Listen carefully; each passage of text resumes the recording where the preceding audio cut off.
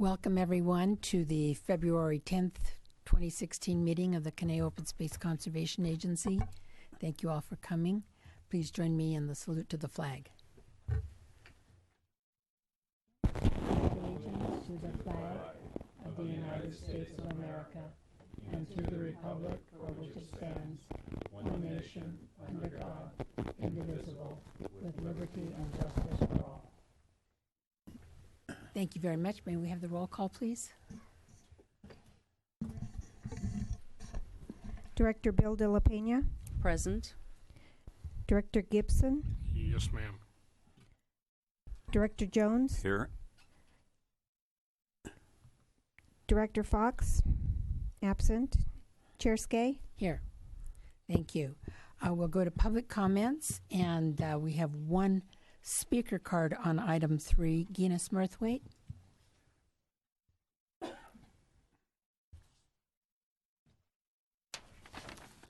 Good evening, Gina Smurthwaite, Thousand Oaks, California. And I'm actually talking about item number 9, which is the Glider Hill trail or lack thereof on Glider Hill. The reason this is a concern is it's, number one, it's been our main way up there for at least 50 years, and we've never, ever been impeded or prohibited from going up. There's never been a fence up blocking the property, and there's never been a no trespassing sign in all these years. In fact, one owner said, use it, and so we did, and then he unfortunately sold it without doing anything about that. But anyway, the point is the current property owner has put up a fence on the south side of his property, and unfortunately, and I really think in good conscience he probably was trying to do the right thing, but he only left a 3-foot wide trail, and it's next to a wall, and it's very dangerous. He has a plastic fence, the vinyl fence, and he's got a 3-foot wide trail, and if you have any sort of a horse that's worth being called a horse, and you're on it, it's wider than 3 feet. So it's impossible, if not extremely dangerous, to go up this hill. And it's on the steepest part of the hill. We sort of had to do a little wind around, a little wider than that. Currently, I know there is an easement on the north side. This property, the trail is on the south side of this property, and there is an easement on the north side. It would be perfect if we could just switch the easement from the north side of the property to the south side where the current trail is there, because it would be a lot more convenient. Otherwise, we basically have no access to the current easement on the north side. There's no easement across the property perpendicular to get there, and the property that it abuts the church there, and it's really, it's very, what's the word? It's nasty, and it breaks up, and it's just not, it's unstable to get there. It would be, I think the church, if they were to agree, would probably not be happy with all the dirt that would keep falling down the hill because we were trying to ride over it. So I don't know that that's a viable thing. Also, if it's on the property owner's property, then he now has us on 2 sides. So we'd have 2 10-foot wide trails rather than just a 1 10-foot wide trail up the current place where it is now. So in the negotiations, I hope that you will please consider that. Number one, we've been using it for at least 50 years, and without any restrictions at all. It's our only way up to there to get to open space, and it's as presently constituted with his attempt at a trail, it's very dangerous to get. There's no way to turn around. If there is a problem, a horse cannot turn around at all. If he were to break the vinyl fencing there, the horse could get cut up pretty badly. So it's really imperative that we have a safe way up Glider Hill. I would prefer the trail, but at 10 feet wide. Thank you. Thank you very much, Ms. Smurthwaite. And I have a number of statement cards, all, I believe, supporting your position from Kelly Murphy, Sarah Perriott, Susan McGrath, Tina Frugoli, Jeanette Welling, Pat Ramsell, all concerned about keeping that trail to Glider Hill open and usable. So thank you all for coming. Director Bill De La Pena. Thank you. I know we should normally chime in during public comments. Just wanted to make a question, especially for closed session items. But I know that we received the complaint last year, and I know it was forwarded to either COSCA or the code, not code compliance, but maybe the city attorney's office. So I'm wondering whether this closed session is a result of that. It is? Okay, thanks. Yes. Okay, thank you. I don't have any other speaker cards or statement cards, so we will go on to item 4, which is the Conejo Open Space Trails Advisory Committee report. And Shelley, you have the Open Space Challenge. Thank you, Chair Skay. The 2016 Conejo Open Space Challenge is coming up, and it will be held March 1st through May 31st, and it's a virtual challenge to complete 10 trails throughout the open space. And each time an entrant completes a trail, they send a photo to the coordinator, who is Steve Backrack, one of our really active volunteers in COSTEC, and he's also the COSTEC chairperson right now. And then he keeps track of which trails people have finished, and then in the end, for everybody who's finished all of the trails within the time frame, you're entered in to win prizes from the sponsors of the event, which include Newbury Park Bike Shop, Billy D's Backyard Barbecue, Roadrunner Sports, and REI. And there's also, as part of this, a photo contest, so people can take pictures on the trails and then submit those, and they don't have to do all of the trails, but they can still win prizes for the best photos. So it's really fun, and there will be a party at the end for prizes to be given out and to celebrate. And it's a great way to see trails around the city that you might not know about otherwise. So it's a really fun event, and we appreciate Steve and other volunteers organizing it and managing it. Yeah, it looks like a really great opportunity. Again, I appreciate everyone putting that together. Any questions from board members? Then the Spring Trail Workday, March 19, Mr. Kuba. Yes, the Spring Trail Workday will be March 19th, as you said. We will be meeting at the whole access trail at the terminus of the Green Meadow Road, at the bottom of Moore Park Road. We feel that there's plenty of work up on those hills if we get the rain that's expected. We will be working the whole access trail, the Oak Creek Canyon Loop, Lily Tomlin Trail, and Space Mountain. So there's going to be a lot of work, but the big attraction, of course, is always the hamburger barbecue afterwards. So you're all invited. Come on. Very good. Thank you. Any questions? Madam Chairman? Yes, Director Jones. Yeah, I just wonder, what are the hours, Matt, of the workday? We begin taking registration around 7:30, 8 a.m. We start hiking about 8:30. Work goes until about 10:30, 11, and then the burgers. Okay. So I would assume board members would be invited. If they weren't going to come and work, could they come in at least hang around the barbecue pit? Yeah, well, I guess that would the be... deal is the work. I think that But would sure, you're be invited. that would be bad form, wouldn't it? Just to come around and hang around the burgers first. We'd love to see you all there. Thank you. Okay. I'll try to make it. Okay, thank you. And Trails Education Days, Ms. Hagan. Hi, thank you. Elaine Hagan, chair of the Conejo Open Space Foundation and one of two coordinators for Trails Education Days. This is a big year. It's the 25th annual Trails Education Days, and it's also an unusual year because at the request of the curriculum director and primary education directors, we at CVUSD, we are switching from 5th grade to 4th grade this year for the first time. So it's going to be interesting. Use on the agenda, you see the dates April 25th through 29th. That was changed yesterday, just before we printed and emailed and all that. The dates now are the 18th through the 22nd. Of April? Of April, yes. And I gave you each cards to remind you. And we'll be passing these out at various events between now and then. So we appreciate your support all these years, and we'd love to have you come and take part. So. Thank you so much, Ms. Hagan. Any questions? Yes, Director Gibson. Yeah, Elaine, because they're going from 5th graders, who we had this last year, to 4th graders, are we skipping a class? Yes, we are. So we have a full class of 5th graders this year that don't get to go that's right. through this operative. What was the rationale for going to 4th grade? Well, the district really wanted us to make the change based on the curriculum for 4th grade. And it's a combination of things. They feel that the curriculum in 4th grade is just right for this kind of event, and it'll fit in beautifully. In fact, a group of 4th grade teachers and an assistant with the curriculum department are going to be hiking with us next week, so they'll get a good idea about what the day is going to be. They're going to be working on a lot of lesson plans for before and also follow-up events for their classrooms, in addition to the writing contest, which will continue.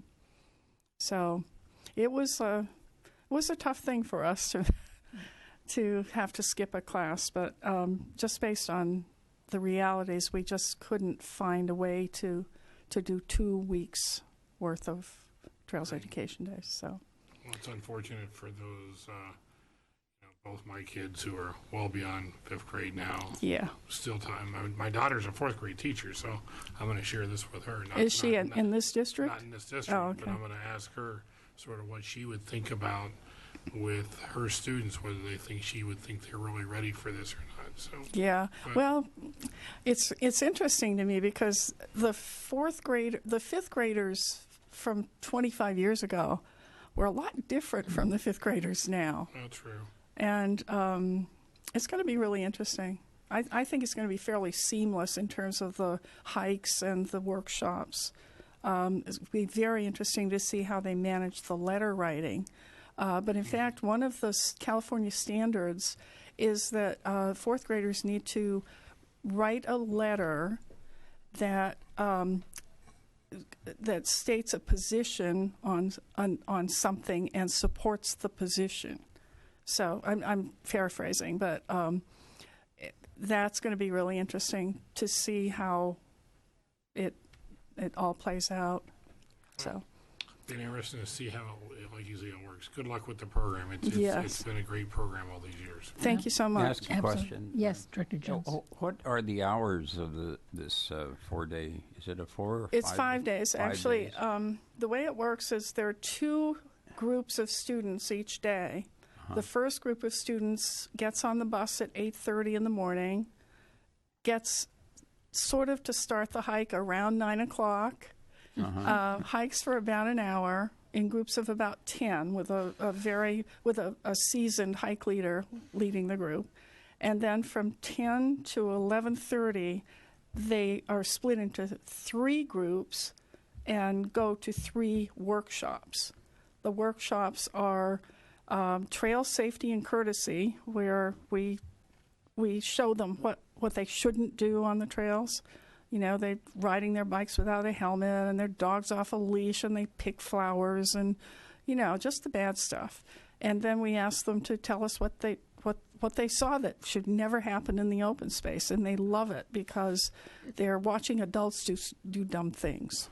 So that's good. That's probably not hard to do. Probably. Anyway, is this Monday, Wednesday, Thursday, and Friday? Monday through Friday. Monday through Friday. And what are the hours? Well, 8:30 to noon for the first group. And then the second group arrives just as the first group is leaving. They're on the trail while the first group is doing their workshops, and then they have lunch, and then they do their workshops. Then they go back and get on the bus. And so you have 2 groups. Yeah. And each group is there for 3 hours? Well, it's essentially 2.5 hours, an hour-long hike and 3 half-hour workshops. Okay. And it's like a slinky because of we never know about bus schedules. It can either get a little longer than that or a little shorter than that, and we just kind of make it work. How do you select the students or the schools that you're? They're all of the CVUSD public schools, and we've been asked many times over the years if we could please include this private school or that charter school, and we've based on the fact that it would have been overwhelming to have all of the elementary schools in the district take part. We just said, okay, no, only CVUSD 5th grade and no 4th grade. So eventually, do you do all the schools in the district? Yes. How long does it take for the cycle? It's a full week. It's no, I mean every year to do every school. You don't do every school each year, do you? Yes, we do. Oh, you do? Yeah. This year it's about 1,250 students. Oh, I see. Much bigger than I envisioned. Yeah, well, it's a lot smaller than it was at one time. There used to be 20 elementary schools. Yes. And I think at one point we had about 2,200 students. And that was really pushing it. Yeah. So, but anyway, it's worked out really well over the years. And anyway, the other 2 workshops are park rangers talking about their jobs, We got MRCA rangers, COSCA rangers, of course, National Park Service, and state parks.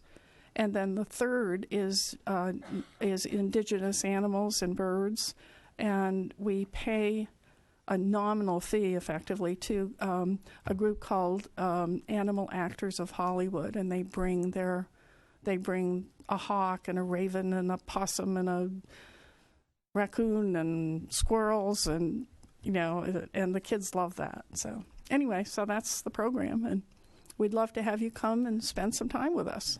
Thank you. I'd be right at home with the youngsters. Director Bill Lewis. Absolutely. Okay, the question I have is, due to the declining enrollment in the school district, you did say there used to be many more students.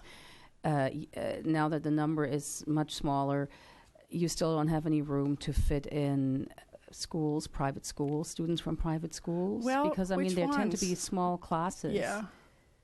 They usually have 20 kids in a class. Yeah. It's something we could look at. Elementary, I'm talking about. It's something we could look at. We could take a look at again. But if we offer to one school, we have to offer to everyone to be fair. And I think we would end up having a really difficult time. Yeah, when you have, say, 5, 6 private schools, elementary, 1 grade, 200 students. It's possible. Mm-hmm. We haven't looked at it for a while, so maybe it's time to go back and take another look. Okay. So. And one question, aren't the 5th graders, don't they get to go to outdoor school camp? 6th grade does. 6th. Which is why we chose 5th grade in the first place. But so, yeah. And it was a really good preparation for outdoor camp, outdoor school. So, Well, anyway. Amazing logistics. And I know with all the volunteers, because I sign all those thank you letters that you prepare for all those people that help and all the teachers and all the hike leaders. It's extraordinary how. Yeah, it's about 90 volunteers and staff every year. So, and we will look at the idea of the other schools. It's worth taking a look. Yeah. So, all right. Thank you, Ms. Hagan. You're welcome. No other questions? Go ahead. We have the consent calendar from our meeting of November 18th. Do I hear a motion? Pardon me? Oh, yes, indeed. Forgive me, Miss Austin, I forgot you. COSCA Volunteer Corps activity. Thank you, Chair Skay. This is a quick one. The Volunteer Corps has been very busy, as usual. This is for November of last year through January of this year. And between Trail Watch, Trail Patrol, and the Adopt a Trail programs, we had 130 reports submitted and 270 hours donated by volunteers. Great. So we have a great volunteer corps. Any questions of Ms. Mason? No, okay. Now we'll go to consent calendar. Move approval. Have a motion. Is there a second? Okay, any discussion? All in favor, please say aye. Aye. And no opposition or abstentions? Okay. Next item is election of chair and vice chair. So nominations would be open. Mr. Gibson? I move we renominate the current chair as chair. I'll second. Thank you, Mr. Jones and Mr. Gibson. Are there any other nominations for chair? Hearing none, nominations are closed. All in favor, please say aye. Aye. Aye. Any abstentions or no's? Okay, thank you very much. We have a vice chair position open. I nominate Director Gibson. I'll second that. Any other nominations for vice chair? Hearing none, all in favor of Mr. Gibson as vice chair, please say aye. Aye. Aye. Looks unanimous. Thank you. Next item is our annual financial report for fiscal year 2014-15. And this looks like a just information item, but please go ahead, Ms. Mason. Thank you. This report was prepared by the city's finance department and audited by Lance Saul and Lundgaard LLP. COSCA's net assets total $75.6 million, with $74.4 million in land and other capital assets and $1.2 million in cash and investments. This is a $0.4 million increase from fiscal year 13-14. And accounting manager Faye Menken is here to answer any specific questions you have about the financial report. Thank you. Any questions from board members on the financial report? Oh, that was quick. Hearing none. I just have one, if I may. Sure. You know, I looked this over. I understand this is a requirement, I presume, a legal requirement to do this. Correct. But it just doesn't seem like it serves much of a useful purpose. I mean, I could understand that you might want to know the value of all the land and whatever, but since we're not going to sell any land, I can understand if we own buildings like the school district that might, sell a school, and as CVUSD has done when they didn't need that school anymore, and you might want to know the value in terms of sale price. But, since we're not in the business of improving land and selling it, we're in the business of improving land so people can walk on it and, use it in many ways. Is there some precedent? Do other open space agencies everybody has to figure out the value of their land? And what do they do with it after they know it? This is a requirement, and maybe Faye can elaborate on kind of the purpose and the reason for having these figures. If you would, please go ahead, Faye. Oh, thank you. Good evening. Well, I think it's always good to have financial reports because it's kind of like a scorecard. Keeps accountants busy, right? Yeah, it does. But it's like a scorecard for your organization. How would you know if you're keeping within your means? If you're improving each year. You said that land, you're in the business of acquiring land for open space, but isn't it nice to know how it's growing? Nice to know what? How it's growing.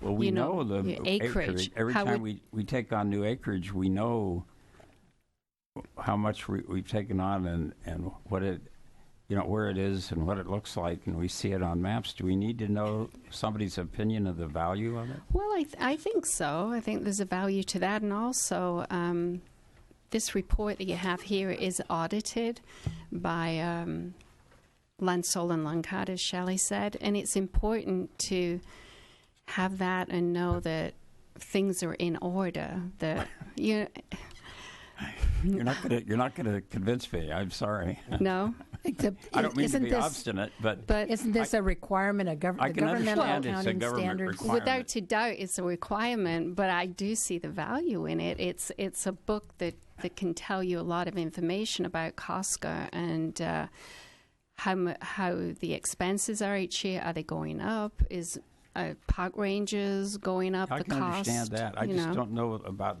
putting a value on the land. On the land, yeah. I don't know. I'm not sure what to say. Aren't we simply complying with the federal requirements? Well, I understand. I understand, but I don't agree with all federal requirements. Okay, thank you. So is there, maybe I can jump in. I mean, it is a legal requirement, and there are many assets and maybe even a few liabilities that we have an obligation to report to the board and also to the public. If you have a question regarding how did we value our land at $73 million, maybe that's something that we could bring back at a future agenda to educate the board on how that land was valued for purposes of this particular financial report. Happy to do that if you'd like. Well, actually, I'm not interested in the method of evaluating it. So Okay. I don't think you have any valuable knowledge after you have evaluated it. So I don't really care how you get your value. I'm sorry to be not convinced. Thanks anyway. Mr. Gibson? I do appreciate the report. Regardless of the land, we got over almost $1.5 million in financial assets that need to be addressed. Often with these reports, there may be an exceptions letter from the auditor. Did we receive any such letter this year? No, we did not. There were Okay, no so we findings. got a full, clean report then? Correct. All right, thank you. Yeah. Okay. Any other questions? Thank you very much. Okay. Then we shall go on. That was just a receive and file report. Let's go on to the Open Space Appreciation Hikes report. Thank you, Chair Skay. The 2016 Open Space Appreciation Hikes are listed on page 30 of your packet, and these are free monthly hikes sponsored by CRPD and led by our new COSTEC alternate, Ben Pumphrey. These are a great way to explore the open space system with an experienced hike leader, and they're monthly hikes, as I said. And I just wanted to also mention that the program was established in 2008 by former COSCA volunteers Ann Tucker and Paul Smith in conjunction with CRPD, and so they led the monthly hikes for the past 8 years, and they just stepped down last year from doing that. But they performed such a great service for the community, and I just wanted to thank them at this meeting. They're not here, but it was just so nice of them to establish this program and to lead the hikes for so long. So. Absolutely. Yeah, it's a a great labor of service. love, and it really has benefited the open space system tremendously. Right. Thank you. Okay. Let's see. Why don't we go on to the Earth Day event? Okay, one more announcement from me. Arbor Earth Day is coming up on April 16th, and the time is different this year. It's from 10 a.m. to 3 p.m., so it starts a little bit earlier, and it's at a new location as well, Thousand Oaks Community Park, which is on Moore Park Road next to Thousand Oaks High School. And this event features environmentally themed booths, entertainment, and activities for the whole family, and the flyer is on page 32 of your packet. And COSCA, as always, will have some booths there to get the word out. Thank you. Okay, very good. Any questions? Yes, Director Bill de la Pena. What is the reason for the earlier time? The weather? I don't know, actually. Let me see if CRPD Just curious. employee Matt Kuba knows. No, yeah, we don't know. Okay. Will the ceremony still take place at the same time, or is it going to be an hour earlier as well? The oak tree ceremony. I'm not sure. I can get back to you on that. I can check Okay. with the committee. All right. Okay. Thank you. And now, Mr. Kupa on Ranger Operations and Maintenance. Thank you very much, and I do have a PowerPoint presentation. So the Rangers have been doing a lot, still preparing for the non-evident El Nino event. And part of my presentation tonight is on our rain situation. So here is our current rainfall situation. The blue is normal, red is last year, and green is this year. The first columns are the months. The final column there with the larger this is what is normal for this time of year.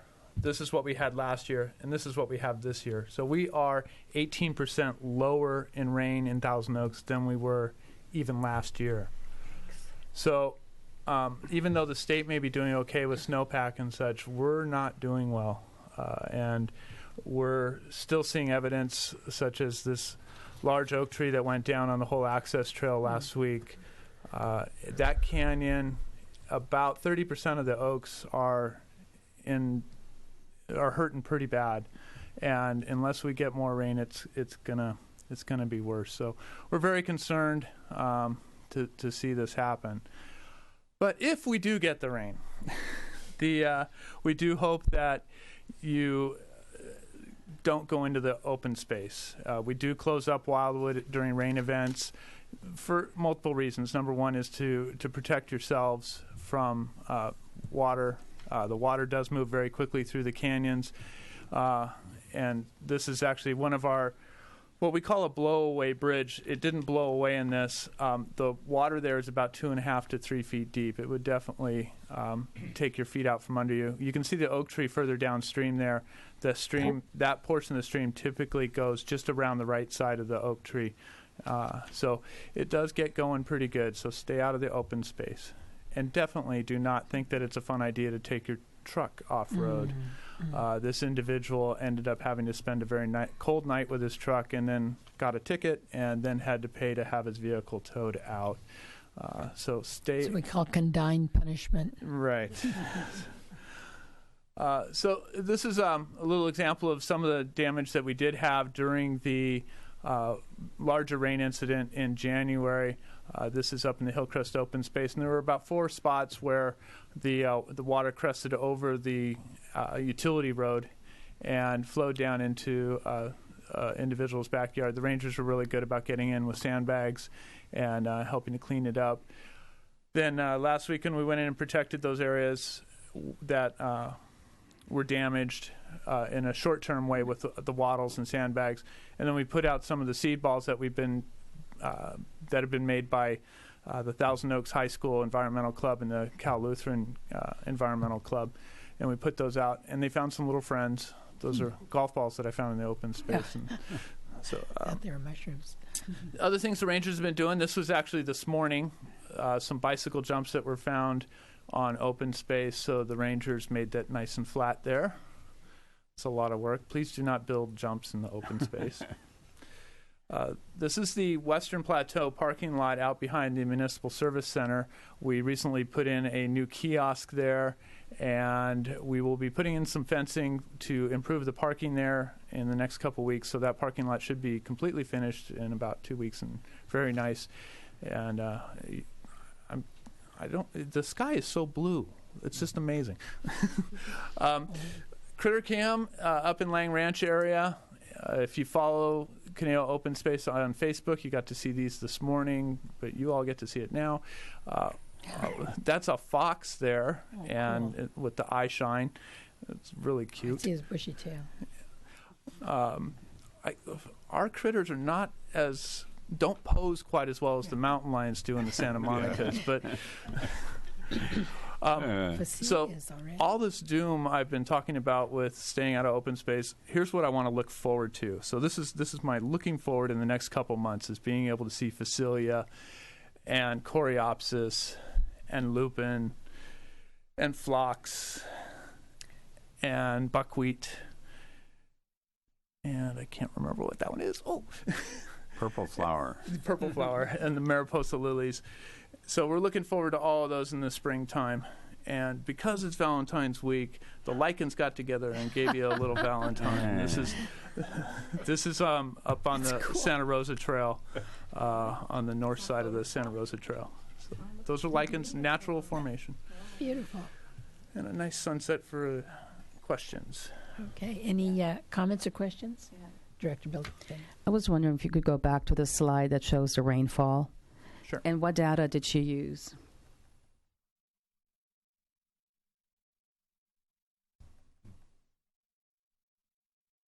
I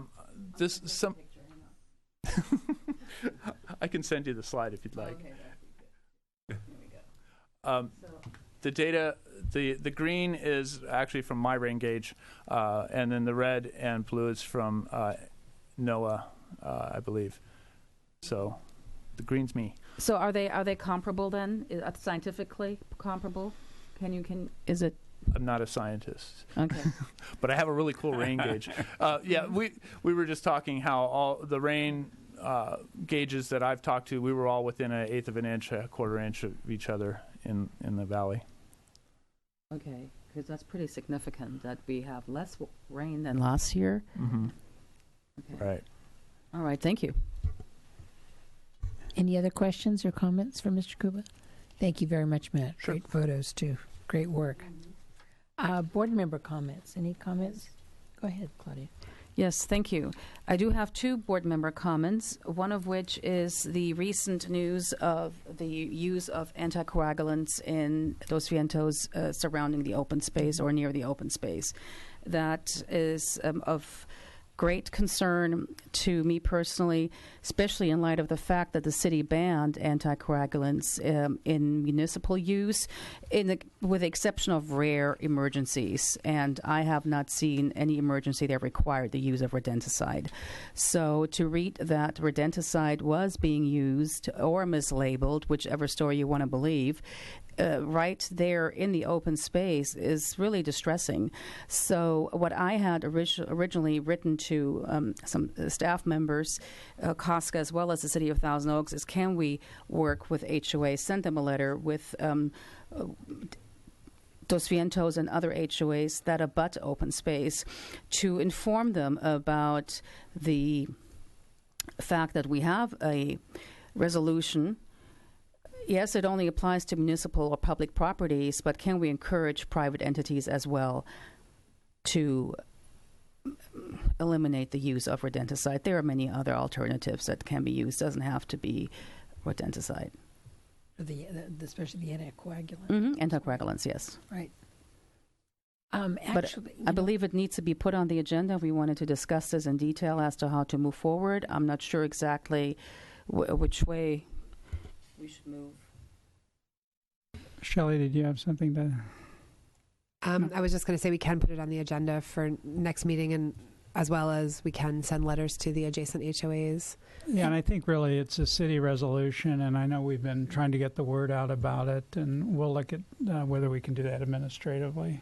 Okay, that's what I was wondering. If it's just a matter of public information, I don't know that it needs a board action to take care of that. And may I suggest that we see if Dr. Seth Riley and Jeff Sickich from the National Park Service or one of their staff might be available to come to a COSCA meeting and talk about sort of the efficacy of and what's been happening with bobcats and lions and even deer. I mean, it's been found in all.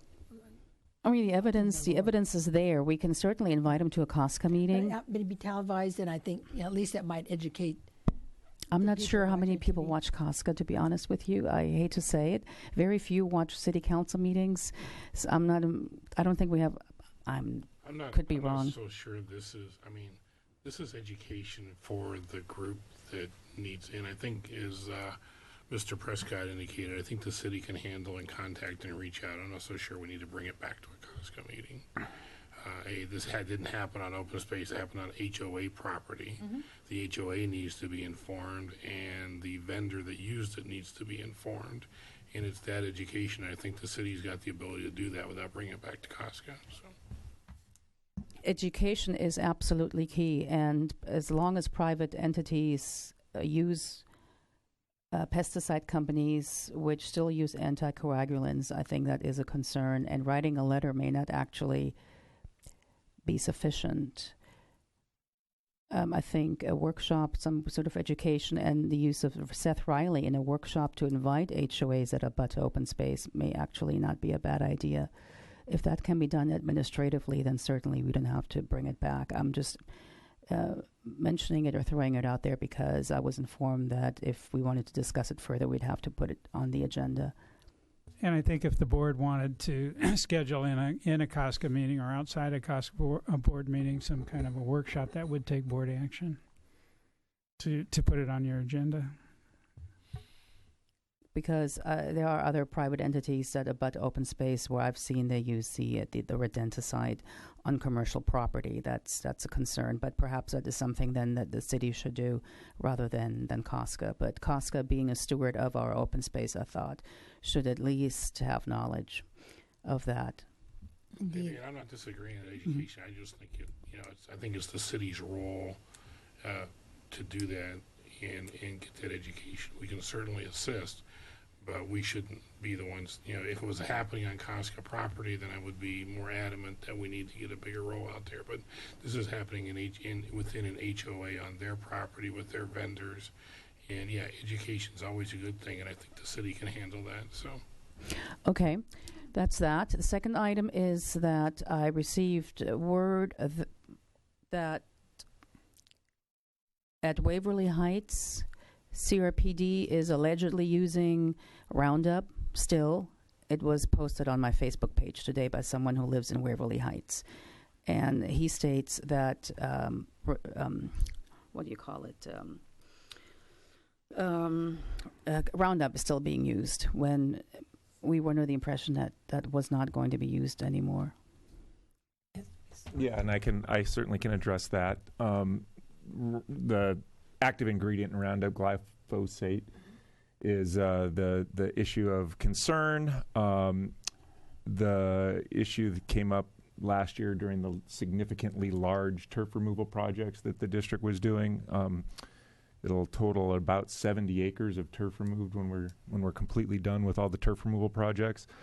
At about 70% through that process, we made the decision to no longer use Roundup in the turf removal process. But we were very clear with all the people communicating with us that we will continue to use it on a spot treatment basis to control weeds. It's efficacious. It's very commonly used by open space management agencies, including the National Park Service, state parks, and local park agencies. So to take weeds out of cracks in sidewalks, weeds out of planter beds, and in other spot treatment locations, we'll continue to use it. But we are not doing it to take out acres of grass anymore. So that's the difference. Okay, would you mind then if I forwarded the information to you and then CRPD can respond to the resident? Oh, absolutely. Yeah, Okay. no, please do. All right. Yeah, thanks. Thank you, that's all. All right, thank you. Director Bill Gilpin. Any other board member comments? Hearing none, we do have a request for a closed session, and could staff counsel read the citations for us? Of course. This is closed session pursuant, conference with real property negotiators. The properties involved are 615 Lone Oak Drive and 779 Gloucester Lane in Thousand Oaks. The agency negotiators are Shelley Mason, COSCA manager, and Felicia Liberman, COSCA attorney. The negotiating party is Subhash B. Kakari Trust. Under negotiation is the price and terms, and it's all pursuant to Government Code Section 54956.8. I do not anticipate I will have anything to report at the conclusion of closed session. All right, thank you very much. Then we will stand adjourned to closed session, and our next COSCA meeting will be May 11th, 2016 in this room. Thank you all very much for coming and for submitting your statement cards. Appreciate it, and for speaking.